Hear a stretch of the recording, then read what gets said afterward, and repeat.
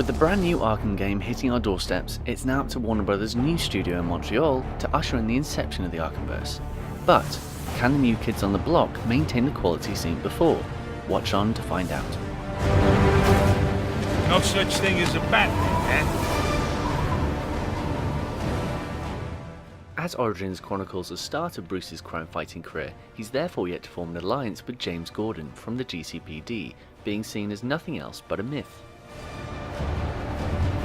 There is no such thing as a Batman. Captain Gordon! Captain Gordon! Though Batman has few allies, he does have many villains, one of whom is Black Mask, who has coincidentally put a $50 million bounty on your head on Christmas Eve, sending 8 assassins to track you down.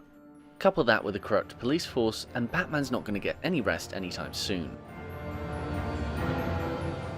Of course, you'll also get to encounter many of the famous rogues gallery, but nevertheless, Alfred is always on hand to try and steer you clear of danger.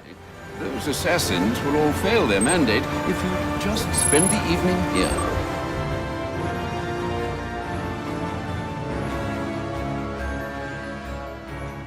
Since Rocksteady were kind enough to lend all the assets from their time with the series, it therefore meant that Arkham Origins looks near identical to its predecessors. Lights out, witch boy! For those satisfied with Arkham City's layout will be happy to learn that the entire island is represented here.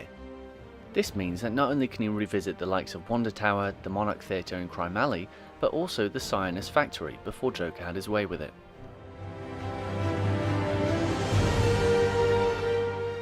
But it doesn't stop there, as it then doubles in size to form the grounds for New Gotham across the bridge. Plus, if you find the map too large, then you can always use the Batwing to fast travel. Bound to please many fans, the new developers have lovingly recreated the Batcave to explore, and you don't have to look hard to find the many references and Easter eggs. Though if you get tired of exploring, Alfred will always be around to give some wisdom. Children are cruel, Alfred.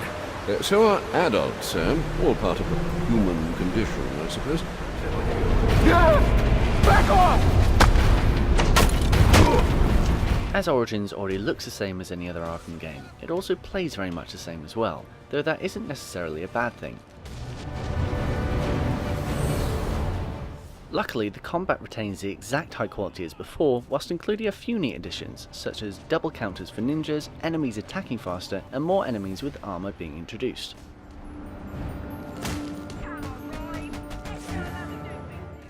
Though a lot in the game does seem more of the same, the team did manage to reinvent the detective vision.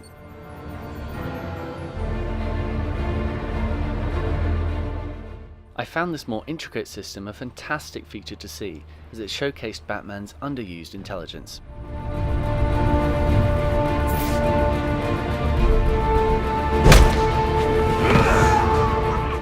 When it came down to the boss fights, I was happy to see a lack of Titan-sized Jokers. Instead, this time the team had decided to give them a more cinematic approach, which I found helped set each one apart. They didn't hit the spot all the time, but they headed in the right direction. Kill you! Then I'm gonna jumpstart your heart. And kill you again! With all the story content crammed into this pack, it's easy to forget that this title has a multiplayer mode, a first for the series. The Joker and Bane gangs are trying to free their imprisoned comrades. Stop them, or their thug army will be unstoppable. In the mode, 2 people are cast as the Cape Crusaders and 3 people on each of Joker's and Bane's teams of criminals as they fight for supremacy. Once I finally managed to get into a match, I was surprised by how much fun I ended up having, cooperating with my sidekick and striking fear into our online opponents. If only to add some longevity, I suggest you take a chance in the mode. You might be pleasantly surprised. Master Bruce, you did it! Blackgate is secure, and the prisoners are being returned to captivity. Your work is done. Of course, what would an Arkham game be without its challenge maps, and there's plenty to get stuck into, whether that's through ranked, campaign, or custom maps. Also, should you receive the DLC code with your copy of the game, you can take to the arena as Deathstroke. Looking to please fans furthermore, I was happy to see an ample amount of extra costumes too.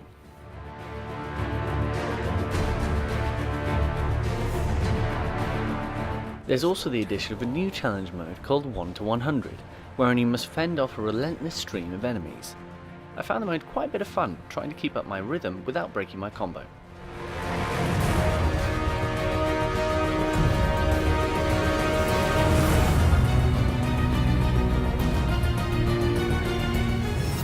Taking a step back and seeing Montreal's attempt at the series, you have to admire the amount of work and passion they've poured into the project.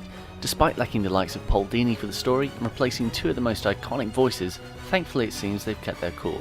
It may have lost the rocksteady edge, Damn. but when you're thrown a huge amount of content to play with, even at its worst, it's never nothing less than a great heap of fun for fans and newcomers alike. I look forward to the future of the series, but something tells me it won't be too long until we know the plans for what's next.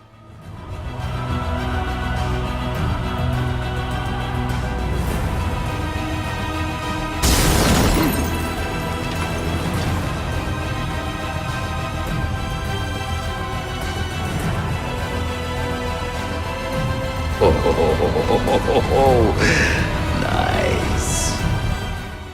Regardless of its small inconsistencies, Warner Bros.' new studio in Montreal have proved they have what it takes to create a great Batman game, which is why we give Arkham Origins an 8.5 out of 10.